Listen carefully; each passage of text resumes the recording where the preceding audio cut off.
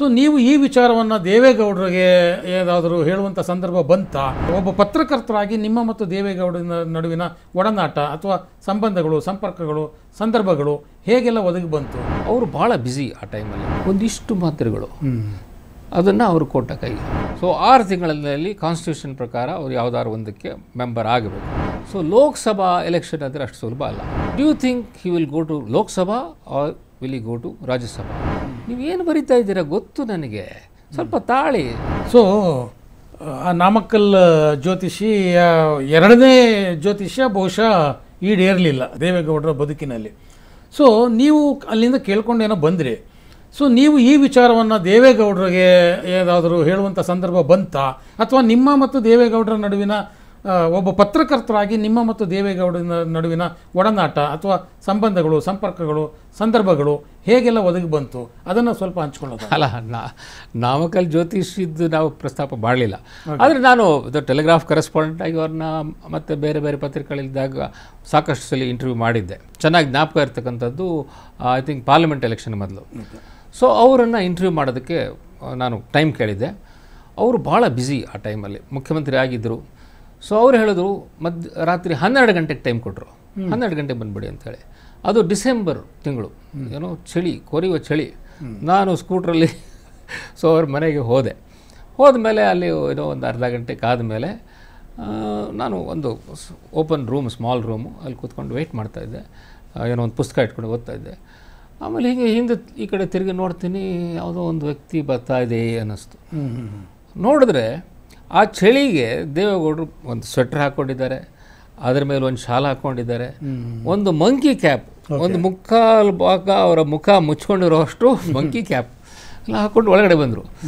So ಬಂದರು, ಕೂತ್ಕೊಂಡ್ರು. ಆಮೇಲೆ ಅವರ ಅಸಿಸ್ಟೆಂಟ್ ಒಬ್ಬ ಬಂದುಬಿಟ್ಟು ಮಾತ್ರೆಗಳೆಲ್ಲ ತೆಗೆದ, ಒಂದಿಷ್ಟು ಮಾತ್ರೆಗಳು, ಅದನ್ನು ಅವರು ಕೊಟ್ಟ ಕೈಗೆ. ಅವರು ಅದಷ್ಟು ಒಂದೇ ಸತ್ತಿಗೆ ಬಾಯಿಗೆ ಹಾಕ್ಕೊಂಡು ನೀರು ಕುಡಿದು ಆಮೇಲೆ ಹಾಂ ಆಯಿತು, ನಿಮ್ಮ ಪ್ರಶ್ನೆ ಕೇಳಿ. ಸೊ ನಾನೇನು ಪ್ರಶ್ನೆ ಕೇಳಿದ್ನೋ ಅವ್ರು ಏನು ಹೇಳಿದ್ರು ಜ್ಞಾಪಕ ಇಲ್ಲ. ಆದರೆ ಈ ಇನ್ಸಿಡೆಂಟ್ ಮಾತ್ರ ನನಗೆ, ಅಂದರೆ ಅವರ ಅಷ್ಟೊಂದು ದೈಹಿಕವಾಗಿ ಅವರು ಅಷ್ಟೊಂದು ಶ್ರಮ ಹಾಕ್ತಿದ್ರು, ಅಷ್ಟೊಂದು ದಣಿದಿದ್ರು ಕೂಡ ಮಾಧ್ಯಮಗಳ ಜೊತೆ ಅವರು ಯಾವ ರೀತಿ ವರ್ತಿಸ್ತಿದ್ರು ಅನ್ನೋದು ಇದರಿಂದ ಬಹುಶಃ ಗೊತ್ತಾಗುತ್ತೆ. ಮತ್ತು ಅವರು ನೀವು ಯಾವಾಗ ಬೇಕಾದರೂ ಭೇಟಿ ಮಾಡ್ಬೋದು. ಇದು was open to this thing. And ಅವರಿಗೆ ಟೈಮ್ ಅನ್ನೋದು ಇದಿರಲಿಲ್ಲ. ಯಾವುದನ್ನು ಅವರು ಸುಸ್ತು ಅಂತ ಅಂದ್ಕೊತಾ ಇರಲಿಲ್ಲ. ಸೊ ಮತ್ತಿನ್ಯಾವ್ದಾದ್ರು ಈ ಥರದ ಘಟನೆಗಳು ನಡೆದು? ಇನ್ನೊಂದು ನನಗೆ ಚೆನ್ನಾಗಿ ಜ್ಞಾಪಕ ಇರುವಂಥ ಘಟನೆ ಅಂತ ಹೇಳಿದ್ರೆ, ನಾನು ಡೆಕ್ಕನ್ ಹೆರಾಲ್ಡ್ನಲ್ಲಿ ಸೀನಿಯರ್ ಎಡಿಟರ್ ಆಗಿದ್ದೆ. ಅವ್ರದ್ದೊಂದು ಇಂಟರ್ವ್ಯೂ ಕೇಳಿದ್ದೆ.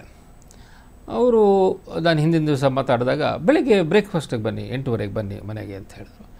ಸೊ ಅವ್ರದ್ದು ಪದ್ಮನಾಭನಗರ ಮನೆಗೆ ಹೋದೆ. ಸೊ ನಾನು 8:15ಗೆ ಹೋದೆ. ಹೋಗಿ ಒಂದು ಅರ್ಧ ಗಂಟೆ ಕಾದಾಗ ಅವರು ಅಲ್ಲಿಗೆ ಬಂದುಬಿಟ್ಟು ಆಯಿತು ಪ್ರಶ್ನೆ ಕೇಳಿ ಅಂತ. ಸೊ ನಾನು ಪ್ರಶ್ನೆ ಕೇಳ್ತಾ ಹೋದೆ, ಅದಕ್ಕೆ ಉತ್ತರ ಕೊಡ್ತಾಯಿದ್ರು. ಅವರಿಗೆ ಒಂದಿದ್ದ ಅಭ್ಯಾಸ ಏನಂದರೆ, ನೀವು ಅವ್ರು ಹೇಳಿದ್ದನ್ನು ಪೂರ್ತಿ ಕೇಳಿಸ್ಕೋಬೇಕು. ನಮಗೆ ಆ್ಯಸ್ ಜರ್ನಲಿಸ್ಟ್ ಅವರು ಆಫ್ ಟ್ರ್ಯಾಕ್ ಹೋಗ್ತಾ ಇದ್ದಾರೆ ಅಂತ ಹೇಳಿದ್ರೆ ಟ್ರ್ಯಾಕಿಗೆ ತರೋದಕ್ಕೆ ಏನಾದ್ರು ಒಂದು ಮಧ್ಯದಲ್ಲಿ ಪ್ರಶ್ನೆ ಅವ್ರಿಗೆ ಇರಿಟೇಟ್ ಆಗ್ತಾಯಿತ್ತು. ಸ್ವಲ್ಪ ಇರಿ, ಕೇಳಿ ಅಂತ. ಸೊ ನೀವು ಪೇಷಂಟ್ ಆಗಿರ್ಬೇಕು ಅವ್ರದ್ದು ಇಂಟರ್ವ್ಯೂ ಹೇಳಿ ಅಂತ. ಸೊ ಹೀಗೆ ಸುಮಾರು 3 ಗಂಟೆಗಳ ಕಾಲ ಸಂದರ್ಶನ ನಡೀತು. ನನಗೆ ಬ್ರೇಕ್ಫಾಸ್ಟ್ ಕರೆದಿದ್ರು, ಆದರೆ ಬ್ರೇಕ್ಫಾಸ್ಟ್ ಬಗ್ಗೆ ಅವ್ರು ಏನೂ ಹೇಳಲಿಲ್ಲ, ಏನೂ ಬರಲೂ ಇಲ್ಲ. ನಾನು ಅವ್ರು ಹೇಳಿದ್ದನ್ನು ಕೇಳಿಸ್ಕೋತಾ ಇದ್ದರೂ ಕೂಡ ನನಗೆ ಹೊಟ್ಟೆ ಚುರು ಅಲ್ಲಿ ಶುರು ಆಗಿತ್ತು. ಸೊ ಬ್ರೇಕ್ಫಾಸ್ಟ್ ಬರಲಿಲ್ಲ ಅಂತ ಇದು. ಆದರೆ ಅಷ್ಟೊತ್ತಿಗೆ ಅಂತೂ ಇಂಟರ್ವ್ಯೂ ಮುಗಿತಲ್ಲಪ್ಪ ಅಂತ ಹೇಳಿ ಆಚೆ ಬಂದೆ. ಒಂದು ಹೋಟ್ಲಿಗೆ ಹೋಗಿ ಚೆನ್ನಾಗಿ ತಿಂಡಿ ತಿಂದೆ. ಅವತ್ತು ನಾನು ನಿರ್ಧಾರ ಮಾಡಿದ್ದಂದರೆ, ಇನ್ಮೇಲೆ ಅರ್ಲಿ ಮಾರ್ನಿಂಗ್ ಸಂದರ್ಶನಕ್ಕೆ ಹೋಗೋದಾದರೆ ಮನೆಯಲ್ಲೇ ನಾನು ಹೆಂಡತಿ ಮಾಡಿರೋ ಒಳ್ಳೆ ತಿಂಡಿನ ತಿನ್ಕೊಂಡು ಹೋಗಬೇಕು. ಓಕೆ. ಅವರು ಪ್ರಧಾನಮಂತ್ರಿ ಆಗಿದ್ದಾಗ ಸೊ ನನಗೆ ನನ್ನ ಎಡಿಟ್ರು ಹೇಳಿದ್ರು, ನೋಡಿ ಈಗ ದೇವೇಗೌಡರು ಪ್ರಧಾನಮಂತ್ರಿ ಆಗಿದ್ದಾರೆ, ಆದರೆ ಅವರು ರಾಜ್ಯಸಭಾ ಅಥವಾ ಲೋಕಸಭಾ ಎರಡರಲ್ಲೂ ಇಲ್ಲ. ಸೊ 6 ತಿಂಗಳಲ್ಲಿ ಕಾನ್ಸ್ಟಿಟ್ಯೂಷನ್ ಪ್ರಕಾರ ಅವ್ರು ಯಾವುದಾದ್ರು ಒಂದಕ್ಕೆ ಮೆಂಬರ್ ಆಗಬೇಕು. Do you think he will go to Lok Sabha or will go to Rajya Sabha ಅಂತ can you find out, can you do a story on that? ಭಾಳ ಇಂಟ್ರೆಸ್ಟಿಂಗ್ ಅಲ್ವಾ, ಇಟ್ಸ್ ಇನ್ ಇಂಟ್ರಿಗಿಂಗ್, ಏನು ಮಾಡ್ತಾರೆ ಅಂತೇಳಿ. ನಾನು ಅವರು ಏನೋ ಸಹೋದ್ಯೋಗಿಗಳನ್ನ ಅವ್ರನ್ನ ಮಾತಾಡಿಸಿದೆ. ಐ ಥಿಂಕ್ ಯಾರಿಗೂ ಒಂದೊಂದು ಐಡಿಯಾ ಇರಲಿಲ್ಲ ಏನು ಮಾಡ್ತಾರೆ ದೇವೇಗೌಡರು, ಏನು ಮಾಡ್ತಾರೆ ನೋಡೋಣ ಅನ್ನೋ ಒಂದು ಇದರಲ್ಲಿದ್ದರು. ನಾನು I use my political instinct and my own calculations and ನನಗನ್ನಿಸ್ತು ಯು ಸಿ ದೇವೇಗೌಡರು is a very clever man. ಅವ್ರಿಗೆ ಚೆನ್ನಾಗಿ ಗೊತ್ತು ಇದೇನು 5 ವರ್ಷ ಇರ್ತಕ್ಕಂಥ ಸ್ಥಾನ ಅಲ್ಲ. ಸೊ ಯಾವಾಗ ಬೇಕಾದರೂ ಹೋಗ್ಬೋದು. ಸೊ ಲೋಕಸಭಾ ಎಲೆಕ್ಷನ್ ಅಂದರೆ ಅಷ್ಟು ಸುಲಭ ಅಲ್ಲ. ಈಗ ಇರ್ತಕ್ಕಂಥ ಯಾರೋ ಒಬ್ಬ ಏನೋ ಮೆಂಬರ್ನ ಕೆಳಗಿಳಿಸಿ ಇವರು ಆ ಸ್ಥಾನಕ್ಕೆ ಕಂಟೆಸ್ಟ್ ಮಾಡಬೇಕು. ಆ್ಯಂಡ್ ಕಂಟೆಸ್ಟ್ ಮಾಡಿ ಯಾಕೆ ರಿಸ್ಕ್ ತೊಗೊಳ್ಬೇಕು? ಸೊ ರಾಜ್ಯಸಭೆಗೆ ಹೋಗೋದಾದ್ರೆ ಸುಲಭ. ಸೊ ರಾಜ್ಯಸಭೆಗೆ ಹೋಗ್ತಾರೆ ಅಂತ ನಾನು ಒಂದು ಅನಾಲಿಸಿಸ್ ಥರ ಮಾಡಿ ಅದೊಂದು ಸ್ಟೋರಿ ಬರೆದೆ. ಅದು ಫ್ರಂಟ್ ಪೇಜಲ್ಲಿ ಬಂತು ಟೆಲಿಗ್ರಾಫ್ನಲ್ಲಿ.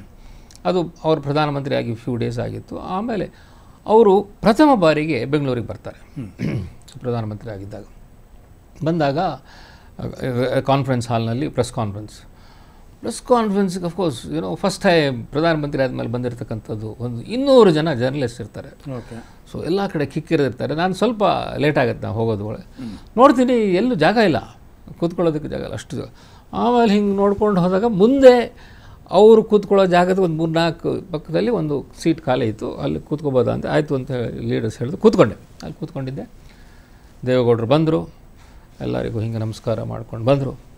ಸೊ ಅವರು ಫಸ್ಟ್ ಟೈಮ್ ಪ್ರಧಾನಮಂತ್ರಿ ಆದಮೇಲೆ ಪ್ರೆಸ್ ಕಾನ್ಫರೆನ್ಸ್ ಮಾಡ್ತಾ ಇರ್ತಕ್ಕಂಥದ್ದು, ದೆಹಲಿಯ ಅನುಭವಗಳನ್ನೆಲ್ಲ ಒಂದು 45 ಮಿನಿಟ್ಸ್ ಚೆನ್ನಾಗಿ ಮಾತಾಡಿದ್ರು. ಎಲ್ಲ ಮಾತಾಡಿದ ಮೇಲೆ ಸರಿ ಇನ್ನೇನು ಪ್ರಶ್ನೆ ಕೇಳೋ ಟೈಮ್. ನಾನು ಅಲ್ಲೇ ಪಕ್ಕದಲ್ಲಿದ್ನಲ್ಲ, ನಂದೇನೋ ಒಂದು ಪ್ರಶ್ನೆ ಇತ್ತು. ದೇವೇಗೌಡ್ರೆ, ನಾನು ನೋಡ್ರಿ ರಾಮಕೃಷ್ಣ ಉಪಾಧ್ಯಾಯ ಅವರೇ, ನಾನು ನೀವು ಏನು ಪತ್ರಿಕೆಯಲ್ಲಿ ಬರಿತಾ ಇದ್ದೀರಾ ಅನ್ನೋದನ್ನು ನೋಡ್ತಾ ಇದ್ದೀನಿ ಅಂತಂದರು. ನನಗೆ ತಕ್ಷಣ ಏನು ಬರೆದಿದ್ದೀನಿ, ನೀವು ಏನು ಬರಿತಾ ಇದ್ದೀರಾ ಗೊತ್ತು ನನಗೆ, ಸ್ವಲ್ಪ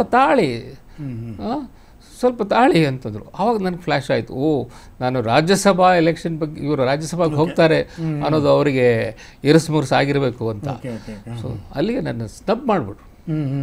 ಬೇರೆ ಪ್ರಶ್ನೆ ತಗೊಂಡ್ರು. ಕೋಪ ಬಂದಿತ್ತು. Naturally. I know he doesn't want that kind of stories. But finally it happen.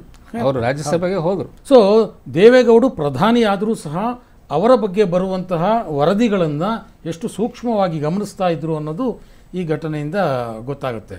ಇನ್ನು ಇದಕ್ಕಿಂತ ಮುಂದುವರೆದು ಹೇಳೋದಾದರೆ, ದೇವೇಗೌಡರು CM ಆಗಿದ್ದು ಪೂರ್ತಿ ಅವಧಿ ಅನುಭವಿಸಲಿಲ್ಲ, PM ಆಗಿ ಕೂಡ ಅವ್ರು ಪೂರ್ತಿ ಅವಧಿ ಇರಲಿಲ್ಲ. ಆದರೆ CM ಸ್ಥಾನದಿಂದ ಅವರು PM ಸ್ಥಾನಕ್ಕೆ ಹೋಗಿದ್ದ ಒಂದು ಆ ಸಂದರ್ಭ ಇದೆಯಲ್ಲ, ಅದು ಇಡೀ ದೇಶದ ರಾಜಕಾರಣದಲ್ಲೇ ಒಂದು ಭಾಳ ನೆನಪಿನಲ್ಲಿ ಇಟ್ಕೊಳ್ಬೇಕಾದಂಥ ಒಂದು ಘಟನಾವಣೆಗಳು ಆಗ ನಡೆದವು.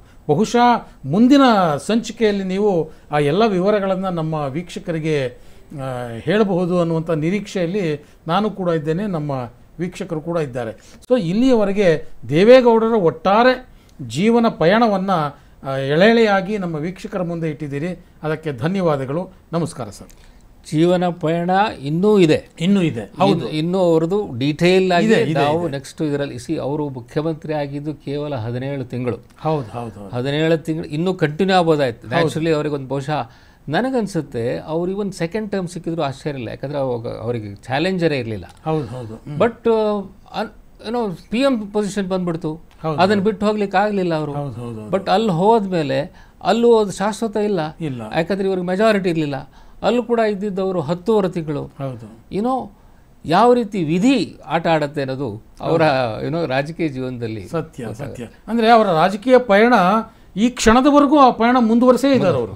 ಸೊ ಹಾಗಾಗಿ ಈ ಕ್ಷಣದವರೆಗೂ ಆಕ್ಟಿವ್ ಆಗಿ ಅವರು ಪಾಲಿಟಿಕ್ಸ್ನಲ್ಲಿ ಹೇಗೆ ಮುಂದುವರೆದಿದ್ದಾರೆ, ಮತ್ತು ಆಗಲೇ ಹೇಳಿದಾಗೆ CM ಸ್ಥಾನದಿಂದ PM ಸ್ಥಾನಕ್ಕೆ ಹೇಗೆ ಹೋದ್ರು, ಇನ್ನಷ್ಟು ವಿಚಾರಗಳು, ಇನ್ನಷ್ಟು ರೋಚಕ ಕಥೆಗಳು ನಿಮ್ಮಿಂದ ಬರುತ್ತೆ ಅನ್ನೋ ನಿರೀಕ್ಷೆಯಲ್ಲಿ ಇವತ್ತಿನ ಸಂಚಿಕೆಯನ್ನು ನಾನು ಮುಗಿಸ್ತಾ ಇದ್ದೇನೆ. ನಮಸ್ಕಾರ.